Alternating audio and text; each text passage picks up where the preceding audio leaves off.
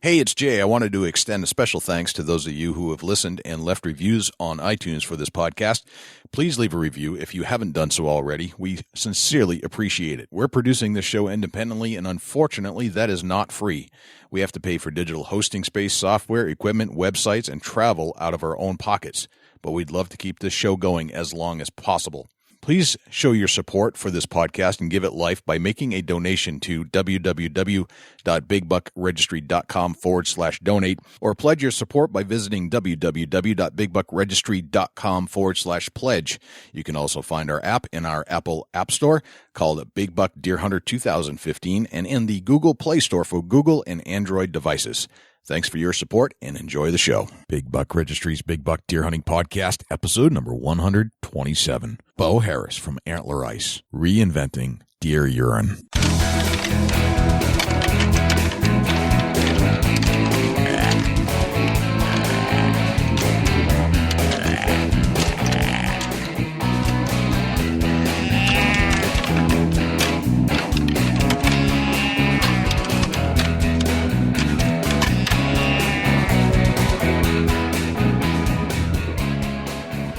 Big Buck Registry is a virtual museum of hunting stories. We preserve a piece of Americana by interviewing and recording hunters about their hunts and experiences from across the country. And who knows, maybe we'll learn a thing or two along the way that'll help us take our hunt to the next level. Hey everybody, this is Dr. Grant Woods from Growing Deer TV. You're listening to one of my favorite deer hunting podcasts on the internet, the Big Buck Registry's Big Buck Deer Hunting Podcast. Hi, this is Jeanette from No Limits TV and Master Taxidermist with the Game Preserve Taxidermy. You're listening to the Masters of the Deer Hunting Podcast World, Jay and Dusty of the Big Buck Registry's Deer Hunting Podcast. Hey, this is Jim Willems, president of the Pope and Young Club, and you're listening to my favorite deer hunting podcast ever, the Big Buck Registry's Big Buck Deer Hunting Podcast. Welcome to another episode of the Big Buck Registry's Big Buck Deer Hunting Podcast. This is Jay Scott, and Dusty Phillips is also joining me on the microphone from Ohio. What's happening, brother? Man, tell you what, it just don't get no better than this, Jay. Oh, why doesn't it get any better, Dusty? Man, having you and a special guest and an awesome podcast, and it don't get no better, man. So it's December, and in December, as you know, the festive holiday season, Thanksgiving's just ended, but now we're talking about, Christmas. And one of the things that we have experience with all year long, because we get sent some products, we talk to products makers, and we see things out at shows, and we see new products at stores, and every now and then we some of these products actually catch our eye. And one of the things that I think is kind of cool would be like the ground rattling antlers that Mark Handler created, or the stirrup handle that you put on the front of your gun, the muzzle force device that Kent Wilkeson had us check out. We do plan to have those guys on the show at some point. So there's always these products that kind of show up. It could be a game camera, it could be all different things. But one of the most unique things that you bumped into recently while you're at a store was this product called Antler Ice. You want to tell us a little bit about that? Yeah, I just I've been hearing more and more about this product, Jay, and it's one of the things where it's just becoming a regular conversation around here, and I really didn't know nothing about it. And I was actually one evening out with my family at Field and Stream, and we was pretty much driving by Field and Stream, and for some oddball reason, I hadn't looked over the hunting goods store. You imagine that? I can't imagine that you do that. I don't know why you do that.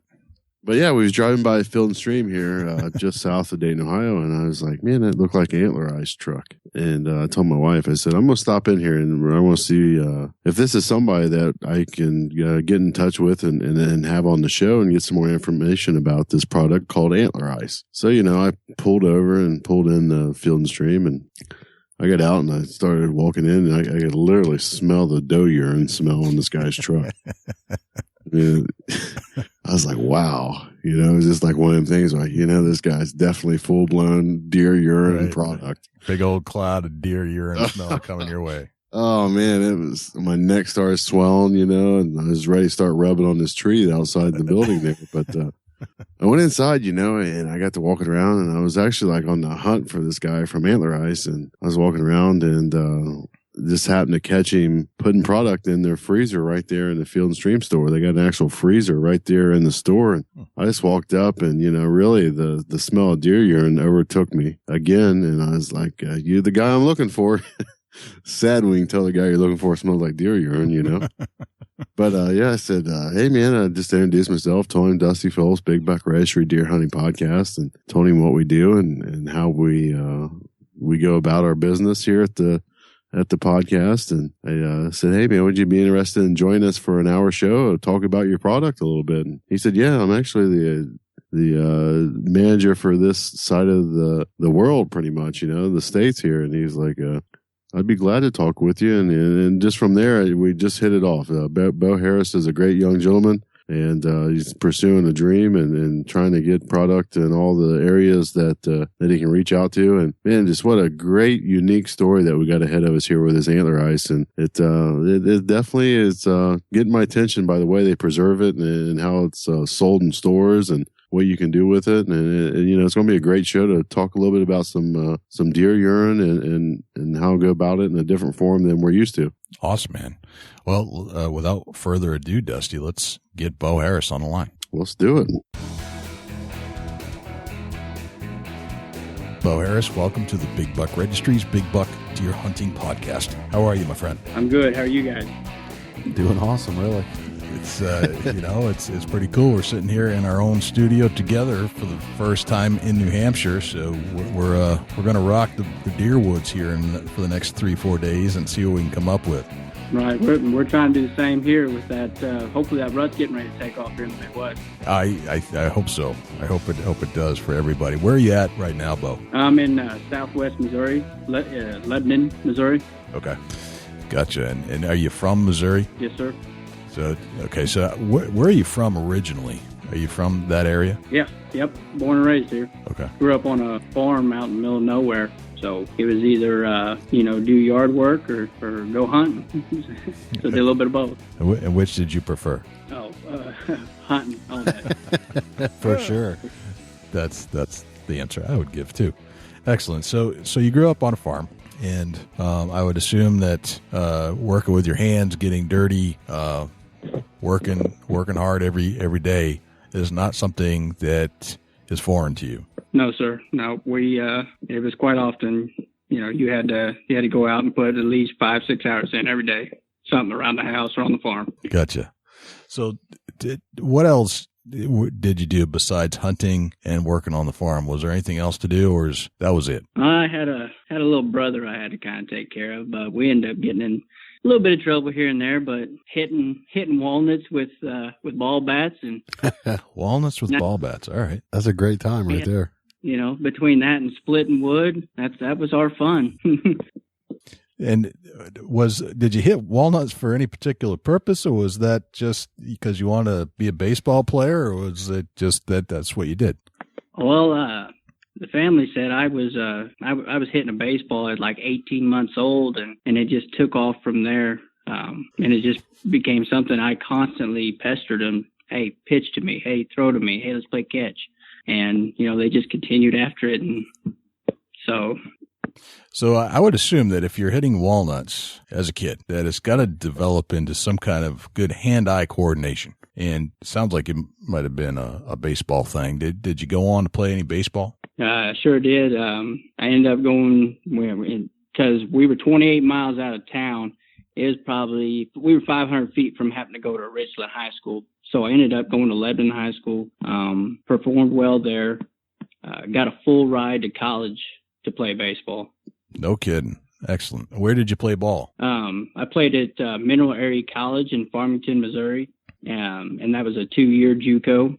And then I received another full ride out of there to University of Missouri St. Louis.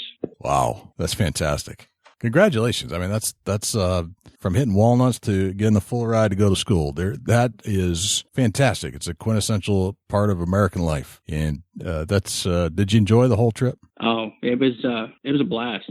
I mean, everything's got its ups and downs, but man, it was very well worth it. Right. Oh, that's pretty neat. That's very cool.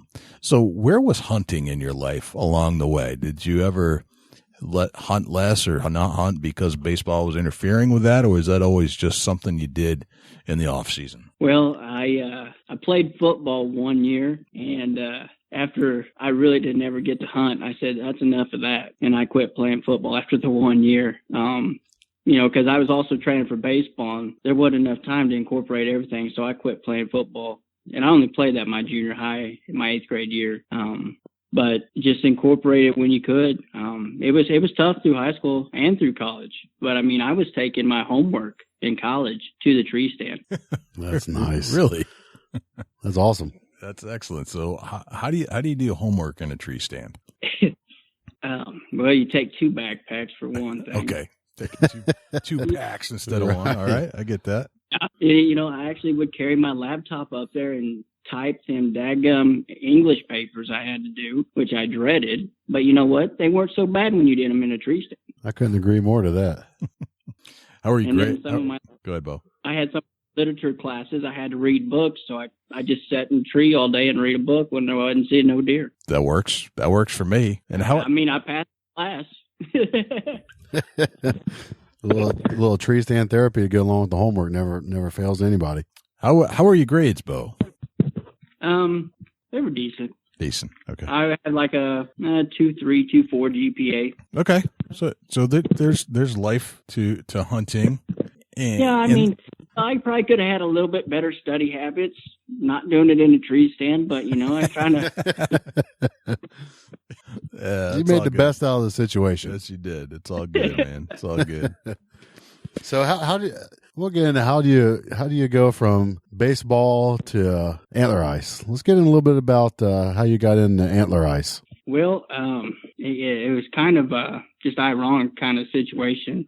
I was supposed to meet with the dean of college or the dean of students one morning through the summer, and she hadn't showed up yet. I was a little bit early, so I was just kind of yakking with some of the ladies in the business office. Well, one of the ladies happened to know, which I didn't know at the time, the owner of Antler Ice, Sean Thompson. And she asked me if I liked to hunt, and I was like, no, ma'am, I love to hunt. And I got her trail cam pics and everything else, and she asked me to forward those over on an email. And she ended up sending them to Sean, and Sean called me that night. And things just kind of went from there. He gave me an opportunity, and I just kind of blew his mind on his expectations. I guess in a way, he had been let down because he had gave other people opportunity just the exact same, and nothing had came about it. And I told him from our first conversation, I just said, what's it going to take? And, he said promoting and this and that and whatnot. And I said, okay. I said, if you'll give me that opportunity, I could be your biggest advocate for Antler Ice. And I still remind him to this day, I'm running the Midwest side of things and everything. We're slowly getting it developed out here in the Midwest. But just staying diligent and persistent and staying right after it to continue to grow this company. And that's something that, a lot of people lack is the drive to make something of what they got handed to them. And, and another thing is that the attitude and your background, the way you was raised to work hard. Hard work always pays off. And, and I can relate to that in a great way. The way I was raised, being on the farm and being, having a background of farming and working hard. And I remember we used to hit golf balls off a baseball bat out behind the barn like an old walnut. But I'd say the golf balls went a little farther than the walnuts, but we had a lot of fun. Oh, yeah. Well, we got in trouble if, Dad caught a baseball or a golf ball with the brush hog out there. So we just, tried to learn our lesson as quick as possible. For sure. So you got presented this opportunity, and tell us where you're at, Beau, with Antler Ice today. Well, I've been with Antler Ice going on 2 years now. When I brought the product into a gas station down here in the Midwest, that was the first store to carry Antler Ice in the Midwest. Beside, I think somewhere in Ohio we had a store that carried it. But other than that, this gas station, and just from word of mouth and from me talking with some of my buddies and friends and close acquaintances, plus my truck, I just did my truck all up. It exploded once people seen how well it worked, and it consistently would work over and over. And they ended up selling almost 200 bottles in a 3-week time for a product that was very unknown in this area. So it raises the question, Beau. We say the word Antler Ice, and it just, the visual, because I have not seen this product. Dusty, you've seen this product in a store. Yep, absolutely. You know, I'm very fortunate to run into Beau Harris from Antler Ice at Field and Stream down there just south of Dayton, Ohio. Yeah. But to somebody that hasn't seen it, the word Antler Ice, I can't draw a picture in my head. So let's draw that picture. What is Antler Ice, and what is it for? What Antler Ice is an all-natural frozen deer urine. And you know, there's it's the only way to bring a pure product to the customer, and that's by freezing it and not allowing to have any preservatives or any synthetic added to a product. Okay. Now, why all natural? Aren't all urines all natural? They tend to claim they are, but some of them, if you'll read more, they might not be. They might say a urine, or it might be a lure. You know, with a lure, they are mixing a little bit of their own combination into that urine. I mean, literally with ours, we collect it from our farm, we bottle it, and we freeze it, and that's the end of the story. And it's brought straight. It's displayed frozen. It's sold frozen. What does freezing do to the urine? With the freezing, that is how we preserve the urine, by isolating it in a maximum potential state. Okay. All right. And just putting it in a bottle is not enough. No, because when the urine gets enough heat, that urine will break down. And that's when you will build your ammonia and your bacteria, and you do not want that smell. Okay. With the free part of that cuts off any kind of bacteria or ammonia development and keeps that urine pure. As fresh as it possibly can as it hits the ground, in a sense. The only thing that could, maybe top Antler Ice would be a hot dough in front of you in your stand. Interesting. That's the kind of product you bring. Now, what types of collections are you using? Or in other words, what different varieties of Antler Ice do you have? Do you have dough and heat? Do you have just regular old dough? Do you have buck estrus, or not buck estrus? Do you have buck tarsaled and just regular non-rutting buck? Or what can we expect to be able to pick up as part of this product? Well, we have a regular buck urine. Then we have just regular dough urine, dough and heat, and then we have ASU, which is regular dough urine, and crushed apples into that product. And the other one is called vanilla dough, and that is vanilla extract and regular dough urine. All right, that's interesting to me. I've never heard about these combinations of fruit and urine. Now, it's kind of funny we're talking about it, but it actually sounds like it's a useful product for a hunter. Now, why combo it with vanilla extract? And what was the other one that you're comboing? Apple scent. What's the purpose of that? Well, that is keyed more towards outside of the rut, early season, late season. That vanilla is that like tasteless curiosity, that sweetness aroma that just kind of, it's very stout and it can reach very far out. And then mixing that with the regular dough urine allows them, when they smell that vanilla, it allows them to at least sense that, okay, there's other deer in that area. Let's see what because deer are very curious animal. Same with the ASU, except that's more of that food attractant. And it's tough when you initially try to smell that ASU right out of the bottle, but once you've thawed it out and you use it, you can actually really smell the apple in that ASU. Okay. So the purpose of Antler Ice is to freeze the specimen as soon as possible, so as to inhibit the breakdown of the product into its natural components that it would eventually end up in, such that the hunter can buy it. It can be delivered to the hunter to be as fresh as it possibly can. And when the hunter receives it, you buy it out of a freezer, I would assume, based off of what Dusty told me, and then you let it you keep it frozen, or do you let it thaw out No, you want to keep it frozen until the night before or the morning before your hunt. Okay. And this is also a product that can be thawed and refrozen multiple times. Okay. Go ahead. Would you recommend, once you receive the product, you thaw the whole bottle? Would you portion it out from there and then refreeze the portions so as to keep it as fresh as possible as you go along? That's a very good idea, is to keep your main supply of your urine in the freezer and just utilize what you want to use when you go out. We have another product. It's called a Ghost Wick.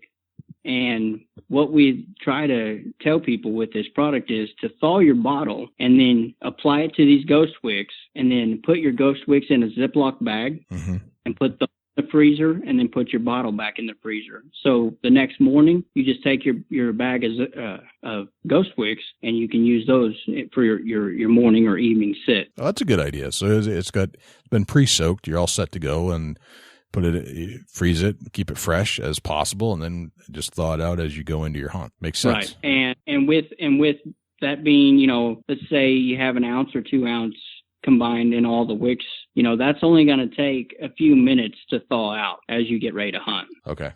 And go ahead, Beau. And with your bottle, it's going to take upwards of probably 10 to 15 minutes to thaw out, with being, a full bottle of urine. When you say a full bottle, tell us how many ounces are we talking about? Every bottle, our product, has 4 ounce. In our buck urine, our ASU, vanilla doe urine, and our doe and heat. So you're buying a 4 ounce bottle when you purchase it out of the freezer. And get back to a little bit about the freeze and thaw. Let's say you go out hunting one morning. Let's say it's a 40-degree day. You pull your Antler Ice out of the freezer. You go to the woods. You dump a little bit out, and say that you was unsuccessful for the day. You take it back home. Is it okay to refreeze the Antler Ice? Yes, sir. And how many consecutive times can we do that?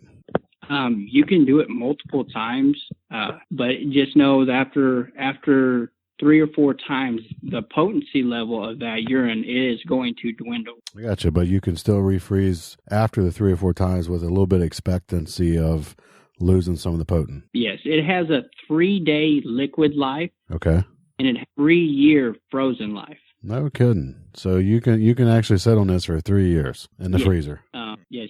Very much so. We actually still have test bottles in our main freezer back at the warehouse that have been in there for 9 years, and we can still crack them open tonight, and they'd be just as stout as a bottle we just froze a week ago. Really interesting. Now, you can't really say that about other urine products that are out there on the market. Those things go bad fairly frequently. I mean, and it sounds like you're solving a problem that we may not be aware of. One of the problems may be that these urines that you see on the shelf have been sitting for an extended period of time, and they certainly, capture the attention of the hunter, thinking that you're buying a useful product, and people sometimes swear by them. But in fact, are you saying that the products that are on the shelves may have already expired and not be nearly as potent as they could be? They may not have expired, but with them setting in a liquid form in room temperature on a store shelf, they have to have some kind of preservative or synthetic to keep that urine from breaking down. I see. Got it. And does that preservative have a scent, or does it cause some kind of bad smell to come out of the bottle that you may not want, or does it cause some kind of chemical compound formation that a deer may not recognize as normal?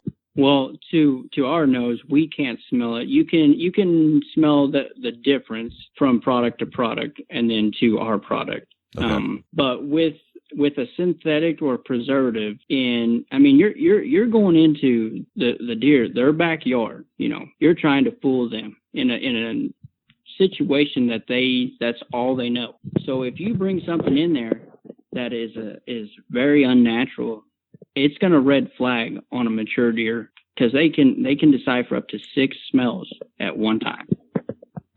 Gotcha. That's interesting. So it sounds like you figured some stuff out here simply by freezing urine, and it makes sense to me. There's really no way to deliver a more fresh product. You see it with and Dusty, chime in here a little bit. Vegetables, for example. Farming. Vegetables. Right. are frozen vegetables as good for you or better than the product or a vegetable that sat on the shelf for a while? Yeah, I'm going to have to say that's a bad comparison on far as liquid form urine versus a grown vegetable. Okay. No comparison, Jay. Just a vegetable, frozen vegetable is tough to keep it as fresh as a picked vegetable, obviously. Nutritional value, yes, probably still there. Okay. For a certain period of time, but I don't think that you're going to get the freshness out of a vegetable as you would out of a liquid urine form.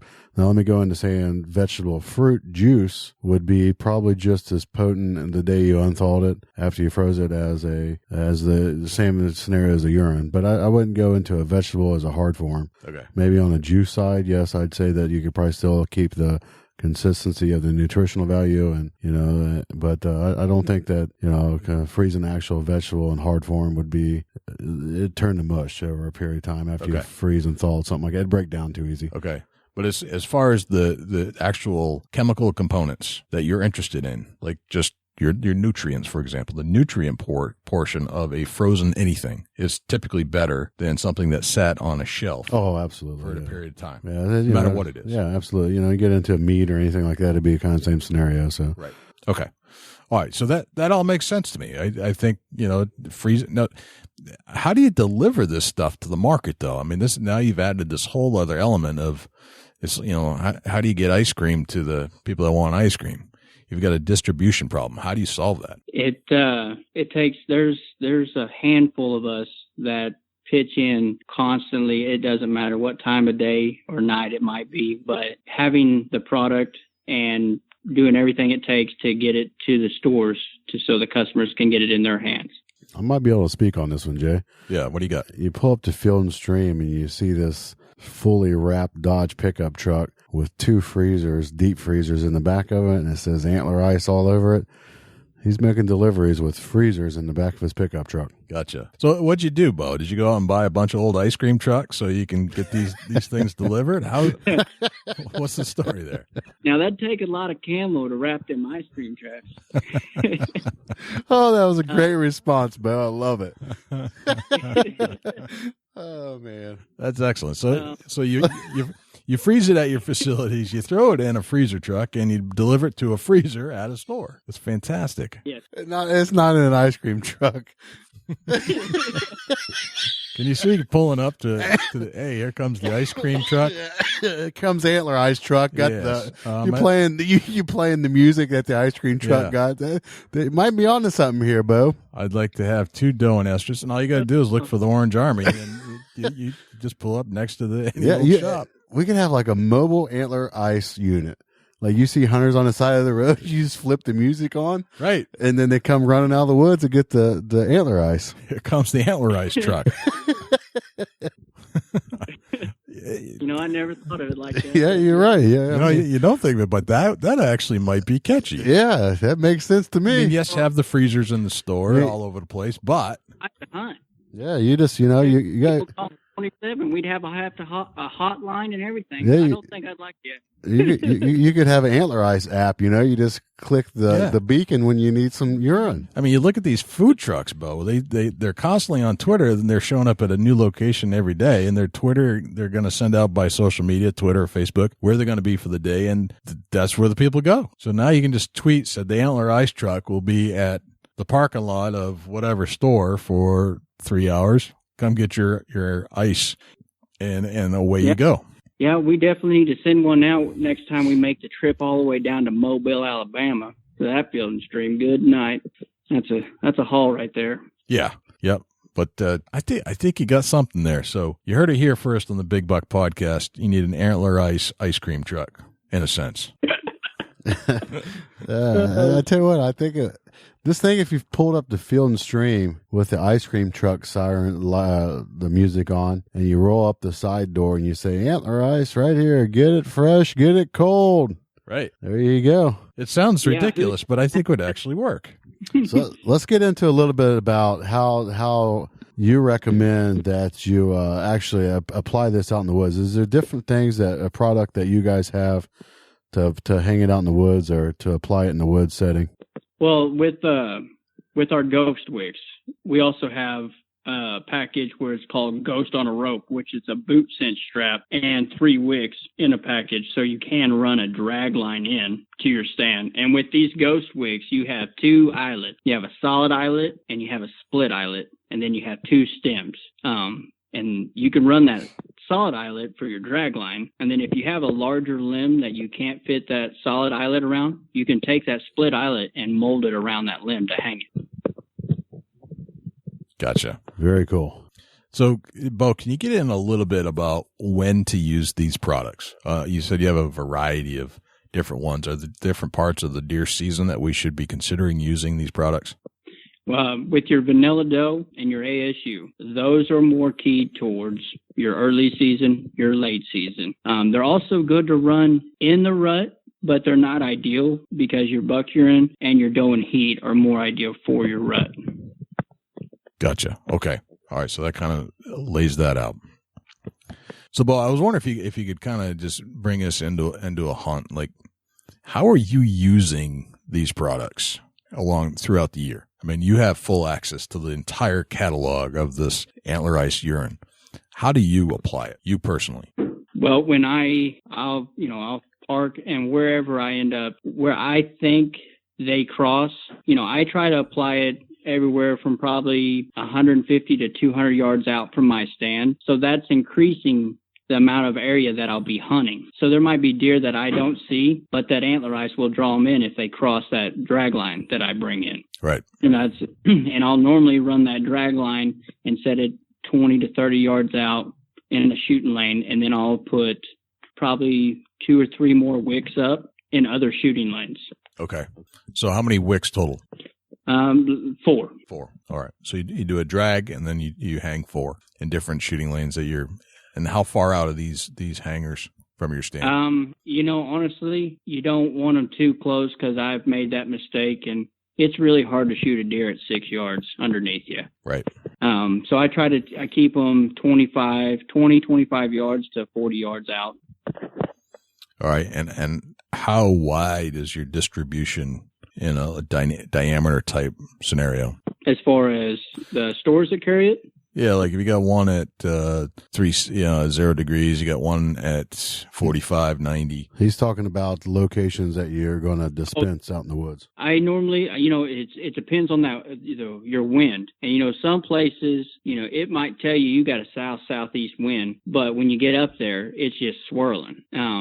So you just try to play, it's a bit of a chess match when you got a swirl wind, but you always try to play, at least 3 or 4 wicks in your favor to where if they do come downwind of that wick, it will be in between you and that wick, and they don't get your scent. Gotcha. Okay. Very cool. Very cool product.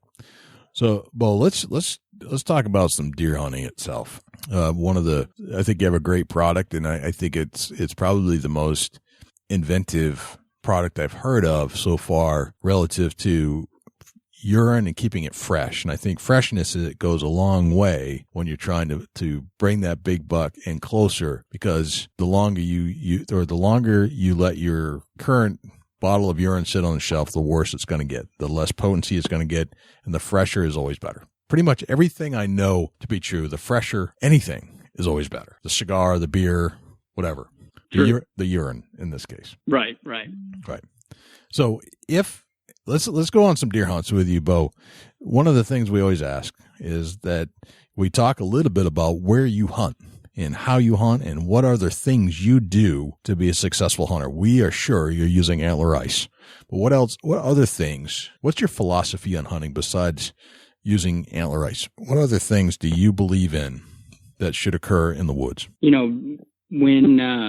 When seeing deer, being able to read a deer, whether, if he's outside of that, your wind and not being able to catch that scent when calling or making an attempt to call, whether rattle, doe bleat, or grunt, you need to be able to read that deer and see his reaction to each call.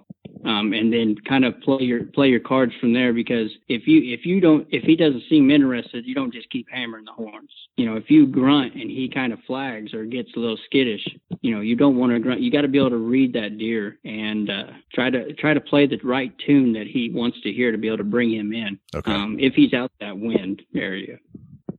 Okay, gotcha. What other things, and Dusty, I'd like you to chime in here and just kind of walk us through kind of the backpack checklist, but what other things are you bringing into the woods with you to be successful besides the deer urine? I bring a set of rattling horns, a grunt call, and I'll have an estrus bleat in there as well.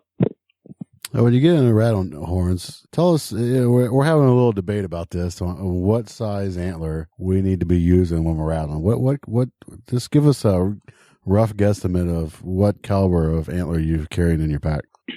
I've rattled with little bitty horns and all the way up to 160-inch horns. The best result I had been with about 115, 120-inch set of horns. And that being, it doesn't put off a real loud, deep noise to which it could scare off, a potential 130, 140, but yet it still will intrigue those older bucks to, hey, what's these young guns doing, and still it brings a variety that you can call in with that set of horns. And you've used this to make that some factual information? Do what now?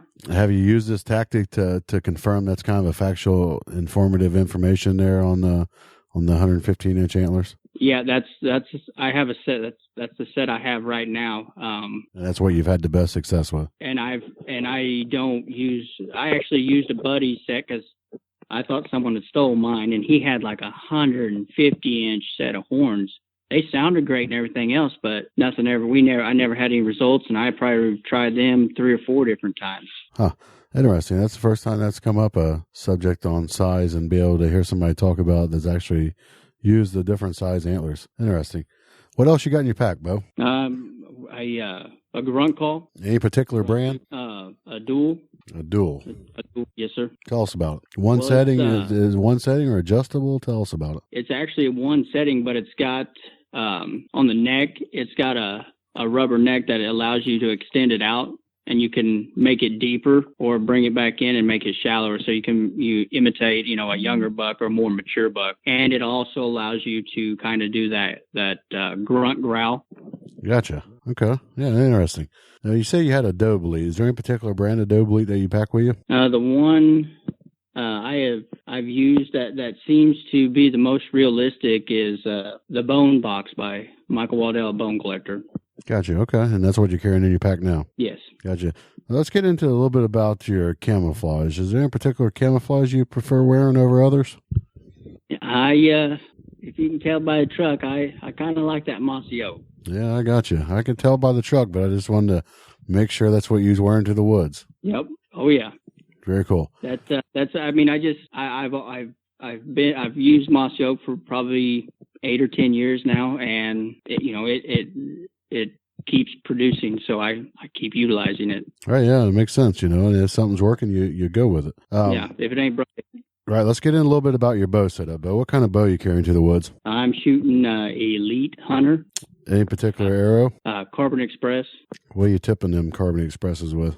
Dead Ringer. Dead Ringer broadheads. Gotcha. Let's get in about your tree stand setup. You prefer a tree stand, hang on, ladder, ground blind? What are we working with?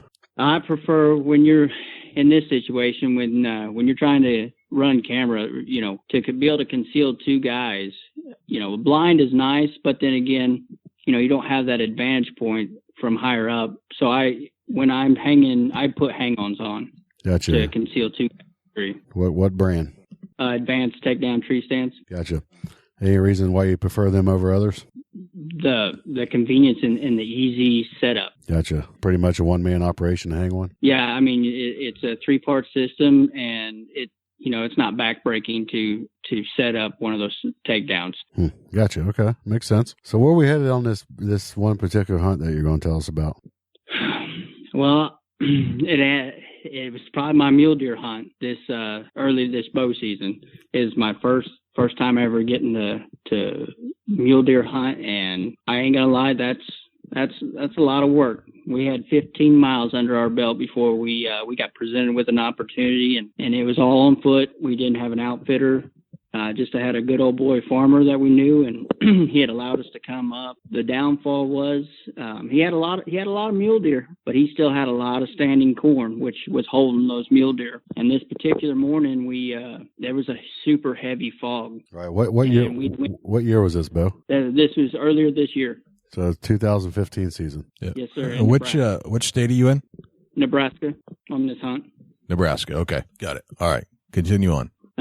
He had told us, the farmer had told us, because we had been hunting out back behind his house, and he had said, "Man, you guys hunting in the wrong direction. I keep seeing all these bucks over here." And I was like, "Okay, well, that's sense."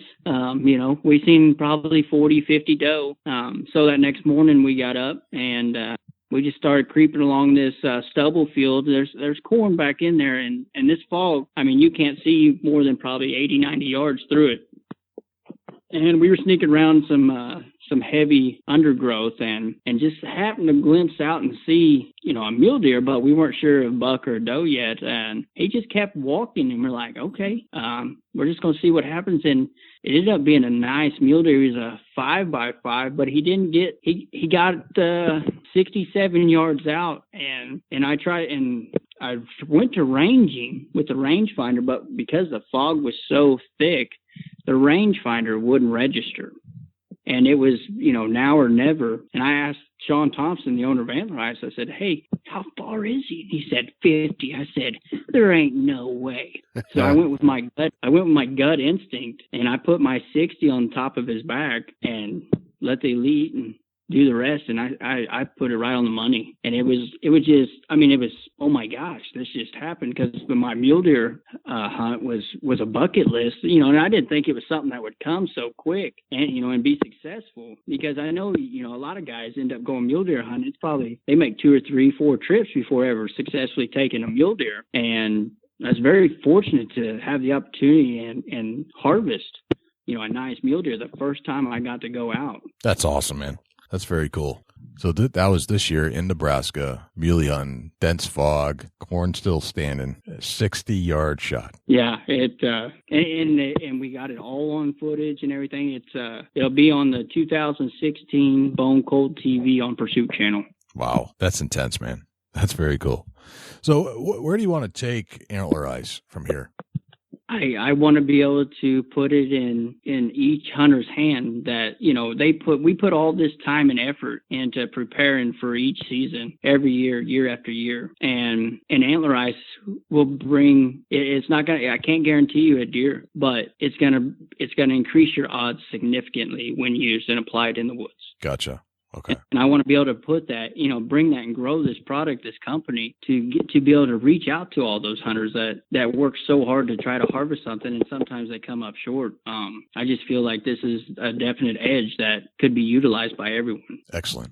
Now, Beau, there are a few questions we like to close with, and for every guest that comes on the show. One of which is, what is your number one hunting tip of all time? If you had to pick one, what would you say? Set as long as possible.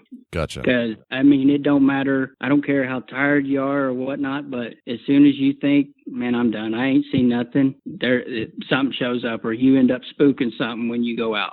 Okay. So time is on your side. Yeah. A lot of guys get out at 8:30, 9:30. Well, I've seen or shot some of my biggest deer about that 10 to 2 o'clock mark, because when everybody's getting out, they're pushing these deer.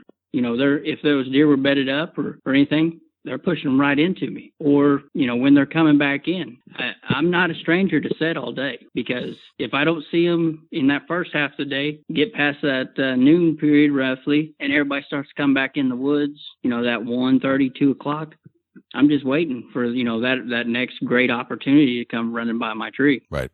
Gotcha. Good one.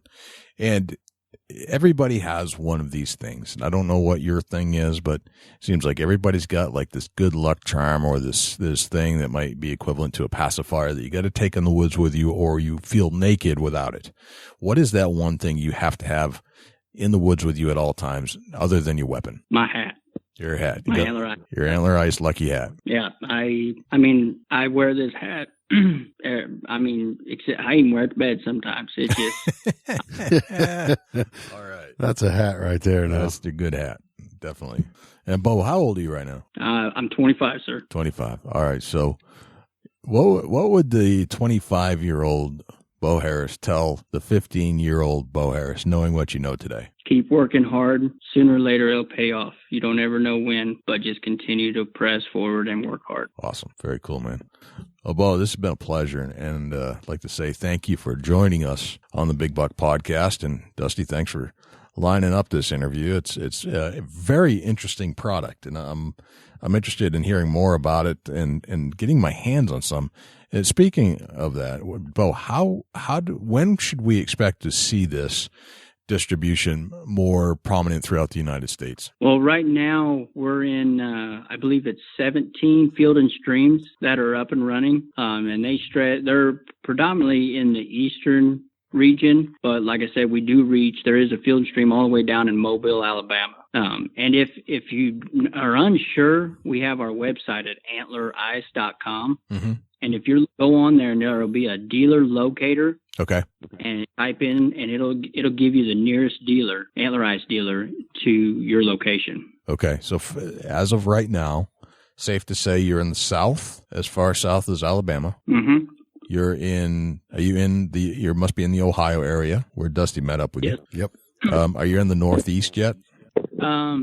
Yes. Oh, yes. There's several stores in the Northeast. Some of the stores that are kind of in that Northeast, but like Troy, Michigan, there's a Field and Stream in Troy, Michigan. A new Field and Stream just opened up in Champaign, Illinois. I just set that up 3 weeks ago. And then there's another Field and Stream that came in North Carolina, Charleston, I believe. Okay. But if there's not a dealer locator, within reasonable time or distance of you, you can order it off our website. Okay. And what's the website address? It is antlerice.com. Just straight up. Excellent. Very nice. Well, both, thank you for joining us on the Big Buck Podcast. It's been a pleasure, and I really enjoyed learning about a new twist on deer urine. You just don't see that kind of stuff every day. Just when you thought it was all tapped out, here comes somebody else with a new idea. Well, it is a very good product, and I have enjoyed the talk with you guys. We might have to do this whole camel wrapped ice cream antler ice truck, though. Dude, I'm in on that. That's a cool idea. Pull that up at a Field and Stream parking lot, or just kind of cruise around to some of the other places where hunters hang out most frequently. Like a deer weigh station or check-in station, or bow shop, or the hunter's breakfast place of choice. All those places. I bet you'd be able to make a good. All right. I'm going to sell Antler Ice and biscuits and gravy. Oh man, I'm hooked. I'm telling you, I think it would work. I think it would. Oh man, you start doing that, I might have to work for you. I'll eat some biscuits and gravy and sell deer urine. Hunter's breakfast and your favorite Antler Ice doe and estrus, whatever you'd like. Call it the gravy wagon / Antler Ice mobile. Yeah. What are you running low on today? You need a little doe and heat, or you need a little just doe straight up? Well, how do you like your doe? I like my biscuits with a little vanilla. Like a little apple on my doe. Thank you very much. Well, Beau, hey man, appreciate you joining in with us here on the Big Buck Registry Deer Hunting Podcast, and I'll be curious to see what happens for Antler Ice in the future, and best of luck to anybody that uses that product. No, well, appreciate it very much. Like I said, we hope to continue to grow and get this product to those hunters that have yet to been able to utilize it. So awesome, man.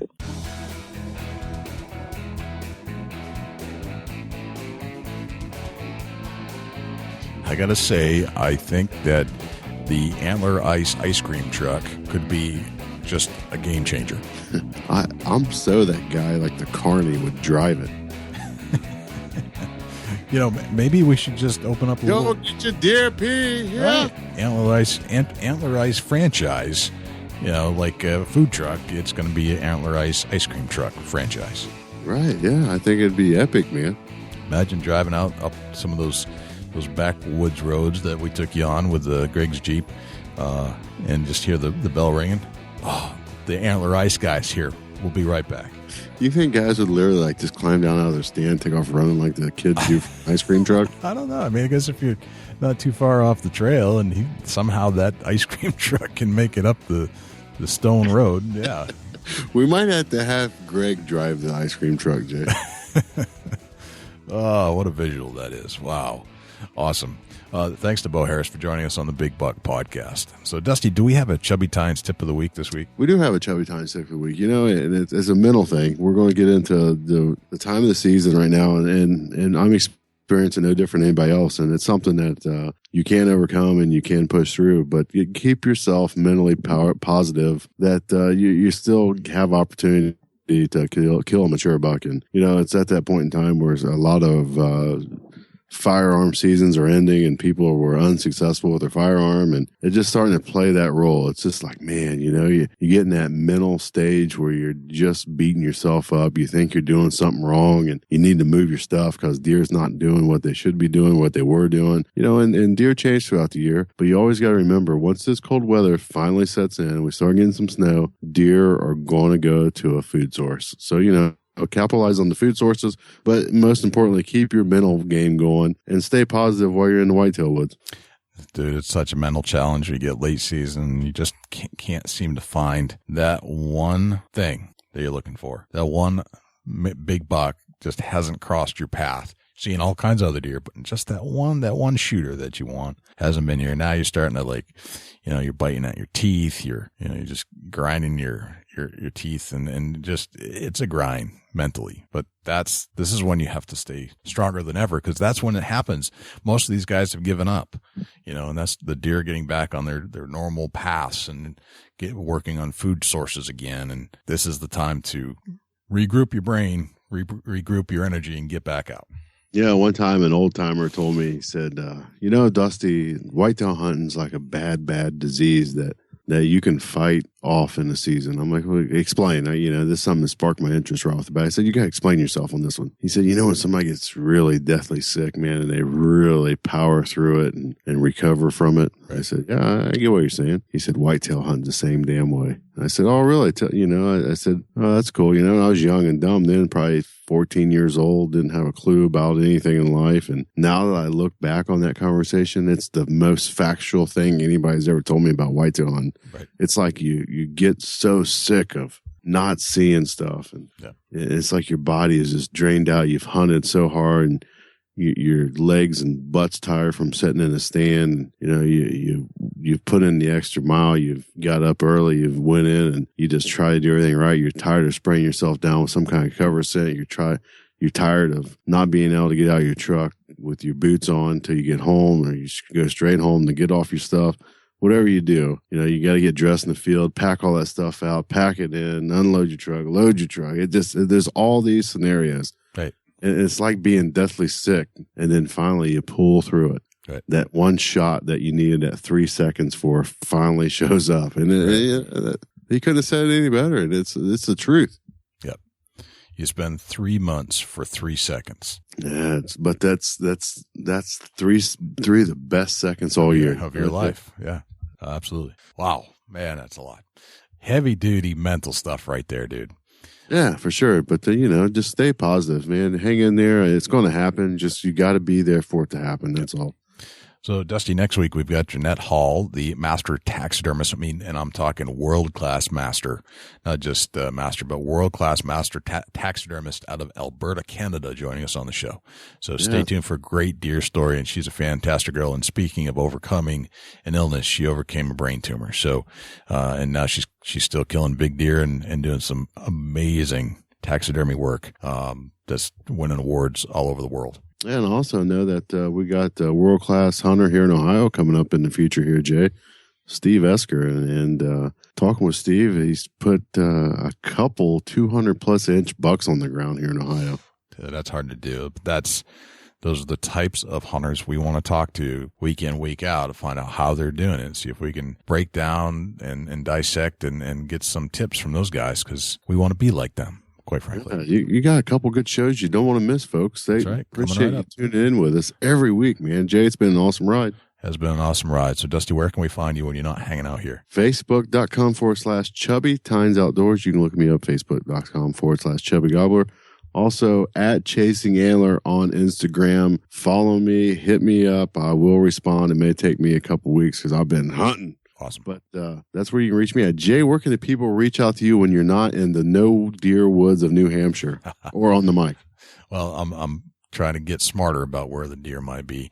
It's just the constant breakdown. But we covered that earlier in your Chubby Tines tip of the week. But when I'm not out there and I'm not here on the mic, the best place to find me obviously is on this podcast. And if you're on an Apple device, if you could please hit the subscribe button and please leave us a review if you like the show.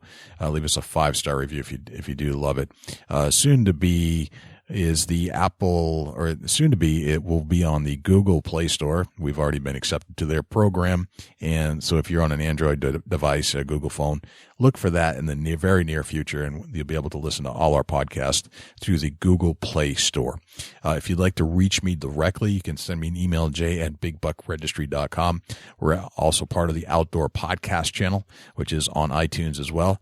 And you can find us on Facebook, facebook.com/bigbuckregistry. Twitter is twitter.com/bigbuckregistry. If you shot a big buck and you like to show it off to 200,000 plus fans of the diehard deer hunter big buck registry contingent, all you have to do is go to bigbuckregistry.com/mybuck, and all the instructions will be right there for you on how to get that picture to us, along with some of the details. All we need is a field shot of you and the buck. We need the information about where the buck was shot, what state, and we also need to know what the hunter's first name is. Well, brother, I think that is a wrap. Wow, big buck everywhere, big buck. Jay, don't forget to let's give a shout out if any companies out there would like to get with us. bigbuckregistry.com/sponsor. Yeah, definitely. Go to bigbuckregistry.com/sponsor if you're a company that's looking to get in front of a lot of diehard deer hunting fans. Something to the tune of 20,000 downloads per month and 200,000 followers on Facebook.